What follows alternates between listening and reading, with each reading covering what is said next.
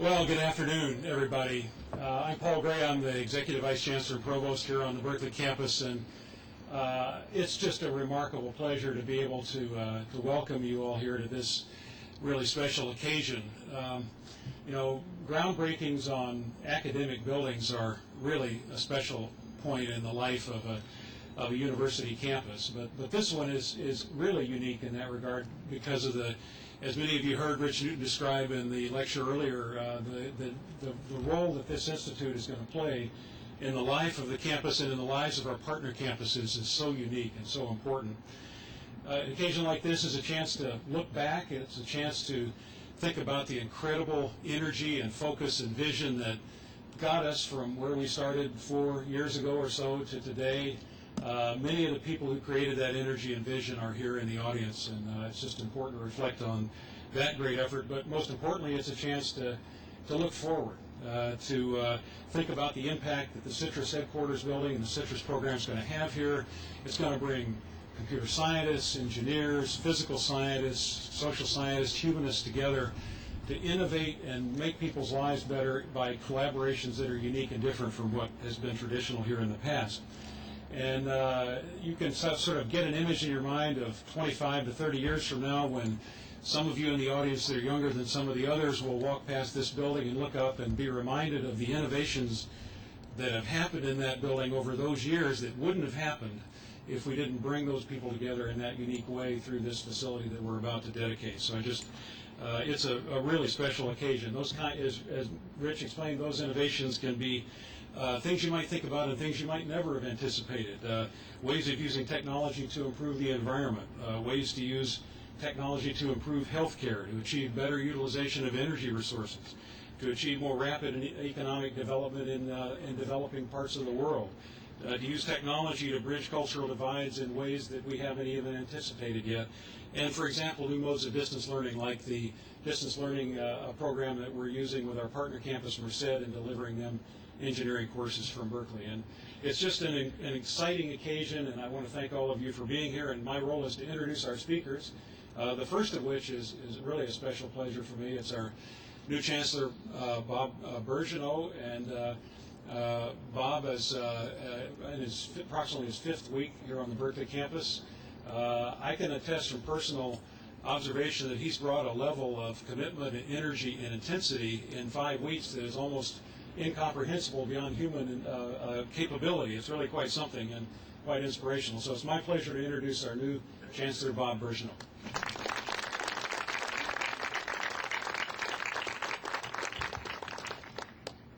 Thank you, Paul. It's just great to see everyone here for this groundbreaking. During the time period in Toronto, in 4 years, we increased the student body by 15,000. Therefore, basically, I ran a capital construction company, and so I love groundbreaking. It's the absolute best thing that a chancellor or president gets to do. This is, of course, a very special groundbreaking, as we all know, because of the role that CITRIS is playing already and will play in the future of our great university. Before making any more comments on that, let me welcome here our CITRIS partners. We have representatives of Davis. Maybe you can hold up your hands.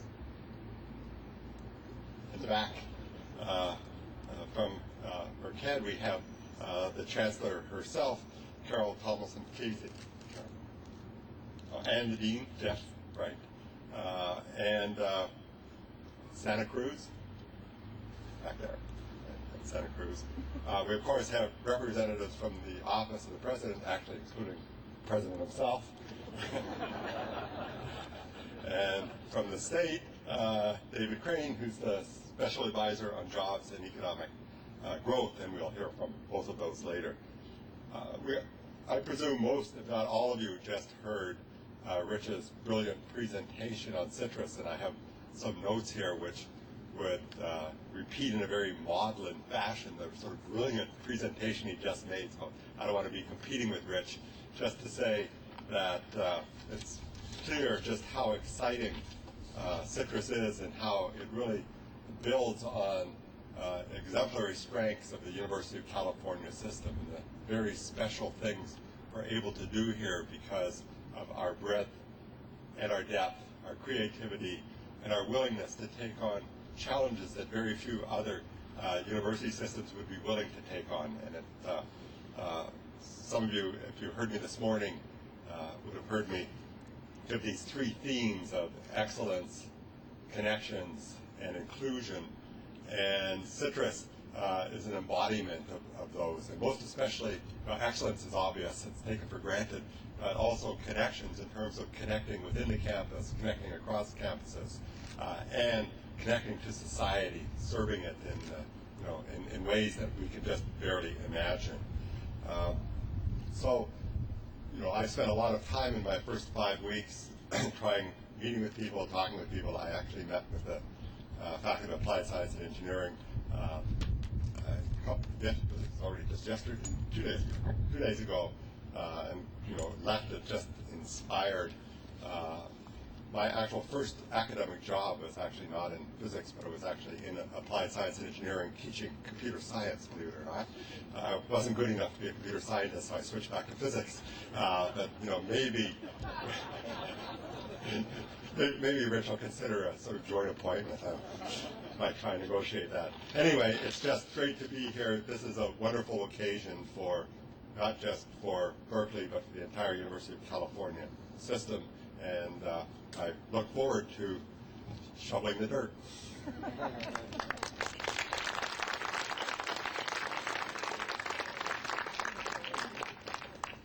Thank you, Bob. And just before introducing the next speaker, Bob made reference to Rich's great talk. A couple of people did ask me to assure you that there are no dust motes under your chair, so you feel free to whisper whatever you want to your seatmate. It won't be recorded and replayed later. The next speaker is a really special friend of the Berkeley campus. Dado Banata. Dado and his wife Maria are not only great friends of the campus, but they're tremendous friends of the College of Engineering. And with regard to the CITRIS Institute, we wouldn't be standing here dedicating this headquarters building were it not for the help of Dado and Maria. So they're special people for the campus. Dado's in his professional life is an extraordinarily accomplished entrepreneur and venture capitalist, having started and fostered several high technology companies very successfully. Dado and Maria are also Cal parents. All three of their children went to Berkeley. So it's a great pleasure for me to introduce Dado Banata.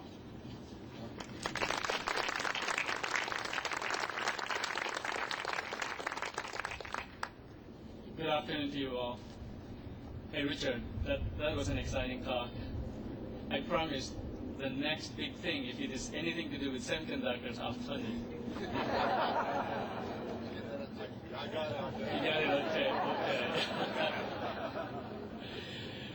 But obviously Maria and I, and Desi, one of our kids who came here to study, is here today, are extremely delighted to be part of this occasion, this milestone occasion. In all the years that we've been involved with the college and the campus, I would say that it is the most exciting. Nothing compares to this event, I believe, this launch. But more importantly, the impact that CITRIS will potentially make in all our lives, not only in the U.S. but internationally. Earlier there was talk about other countries benefiting already from the work here within CITRIS, and one country I know is the Philippines, where I came from. So this is truly exciting. There will be, I am pleased to learn today from one of the staff that there will be, after the ceremony, at the reception, we will see some of the ongoing work in, I think, somewhere in that area. So that's exciting by itself. And not only that, we will be able to talk to the students and the professors doing the work. So that's good. Berkeley, through my kids, mean a lot to me and my family. And to acknowledge that Maria and I have been donors to the college and also accepted Dean's invitation to be on the advisory board of the college. to also give back to the students and the faculty, and of course to help one way or another the dean here. I know that I speak for all the donors here today in saying that I am honored to be part of this occasion today, but more importantly, to be part of CITRIS.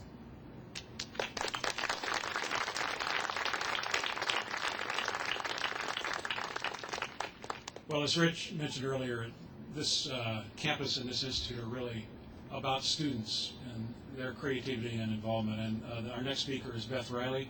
Beth is a graduate student in mechanical engineering who's been heavily involved in CITRIS activities to date. And after this, she'll be one of the presenters of the demonstrations out here in the plaza. So it's my pleasure to introduce Beth Riley.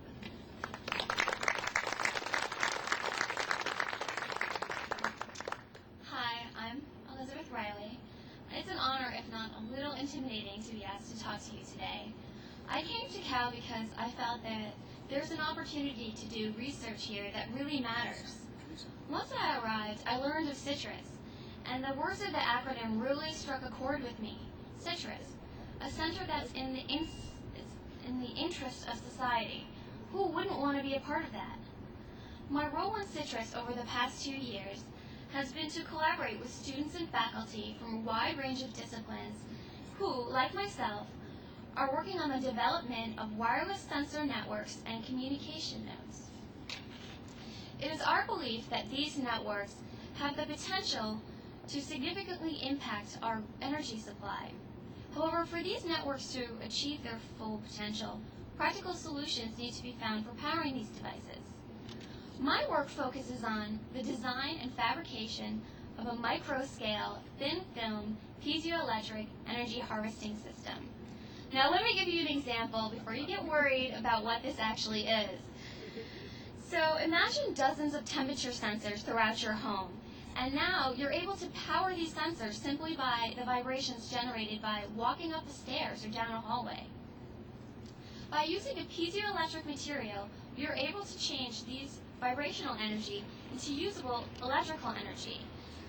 This technology will make your home not only more energy efficient, but is relatively inexpensive and environmentally friendly.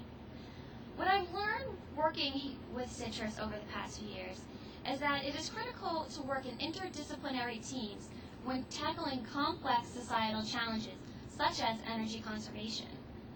Having a state-of-the-art facility such as the new CITRIS building for multifaceted research will continue to make Berkeley the flagship institution for cutting-edge research and will help attract the best students and faculty from around the world. At the reception following the ceremony, please feel free to speak with the students and faculty showcasing their work in the CITRIS exhibits. We are eager to show you how exciting our research is and are more than happy to answer any questions you might have. Thank you.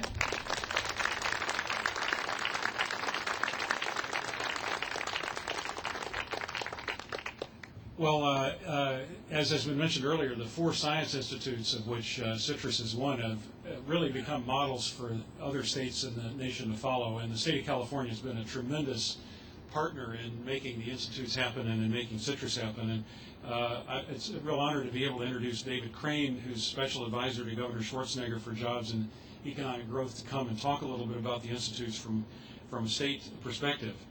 Before joining the Schwarzenegger administration, David worked at Babcock & Brown, a financial services firm he joined in 1979 when the company had 4 employees and 1 office. And over the 25 years he spent with the firm, the company became very successful, raised more than $250 billion in financing, and grew to 400 people.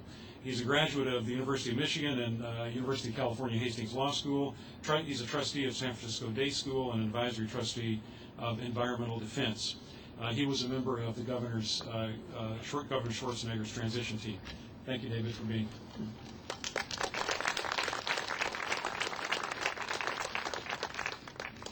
Thank you, Paul. The state of California is an important partner with CITRIS and the other 3 California Institutes for Science and Innovation. And on behalf of the state, I'm delighted to share in today's milestone celebration. I think we all agree that when it comes to the technology sector of industry or knowledge-based sectors of industry, California is all about that. In fact, we spent a lot of time in Sacramento, or at least with the governor, talking about the drivers for the new economy in California. And we know that it's knowledge-based industries that are the fast-growing segments of our economy. And we know that what drives those knowledge-based industries is having the right clusters and the right knowledge in the state, such as exemplified by this new facility. Just as mining was a mainstay of California's economy a century ago, engineering and technology drive our economy today. State-of-the-art facilities for students and faculty, such as this one, are critical to maintaining California's preeminence in high technology. I have a letter from the governor that I would like to read.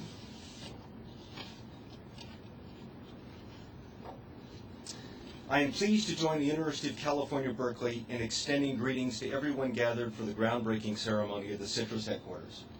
As a leader in science and technology, the Golden State is honored to be home to centers such as yours that promote education and advance the ingenuity of our great country.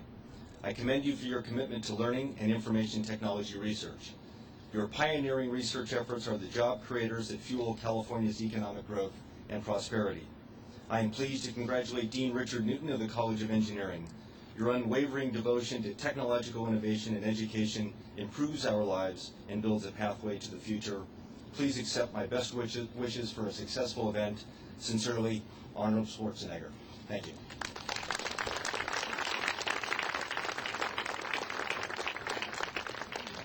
Well, last but most certainly not least, I get the pleasure of introducing the president of the university, President Bob Dines, and who needs no introduction here, but perhaps I just say he's completing his first year in office, and I think we all owe him a great debt of gratitude for what's been great leadership in a very turbulent time.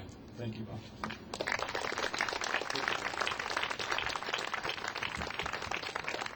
Thank you, Paul. I was sitting there listening to all the words I was going to say in the former speakers. So I thought as I stood up, I'll say something different, and everybody who knows me starts to wince when I say these things. But let me talk a little bit about the future university.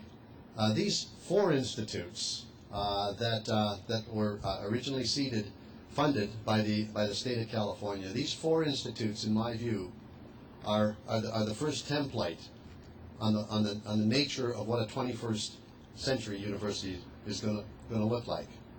You've all heard it many times. Our responsibility is for education, research, and public service. I like to say it somewhat different. Our job is to create.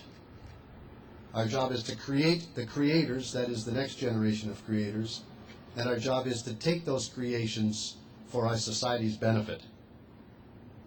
And these institutes will help us do that in a way that will change the way we do this. How's that going to happen? Well, as some of you heard in listening to Rich Newton, the institutes are helping us break free from some old assumptions about how university research is organized.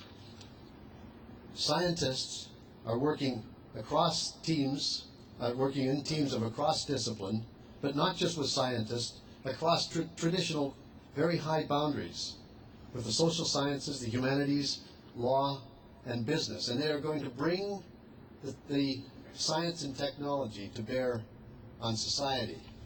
Since 9/11, I have come to be fond of describing what our responsibilities in the university are in terms of, you've heard the old R&D. Well, I think of it now as RD&D, research, development, and delivery. And I think these institutes will help us very much in the third part of that, in the delivery to society. So I am today so proud. I mean, I'm really proud. I'm really pleased to be the president of this university today. As we break ground literally for tomorrow's groundbreaking discoveries that will benefit our state, our society, our nation, and ultimately the world. Now, I had a conversation yesterday with the former governor, Governor Gray Davis, who, as a lot of you know, was an important part of the creation of these institutes, and he could not make it here today because he had to go to a family funeral, but he asked me to read a letter to you, which describes his view of this. I am very proud of all the work done by the UC community to move CITRIS forward. 4 years ago, as I proposed one of the most ambitious scientific research initiatives ever undertaken by the state of California. My goal was to create not one but 4 world-class research centers with a single mission: to invent the future. Thanks to the generosity of the private sector and the people of California, that future is arriving. Already a host of world-class scientists have joined Berkeley's very distinguished faculty, and with today's groundbreaking, more will come. The science performed at CITRIS will push back the frontiers of knowledge and improve our lives. I have every confidence that the technologies developed at CITRIS will strengthen California's economy for decades to come. No one knows for sure what breakthroughs will occur at CITRIS, but this we do know. Breakthroughs will occur, and they will keep California at the leading edge of technological innovation in the 21st century. Sharon and I express our heartfelt thanks to everyone at Berkeley for making this day possible. Best regards, Gray Davis.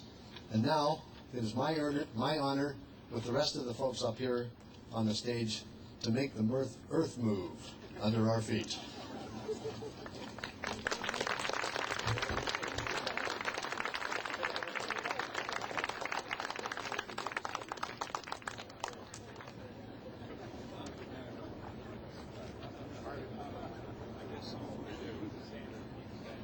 I just feel like a dork in these days.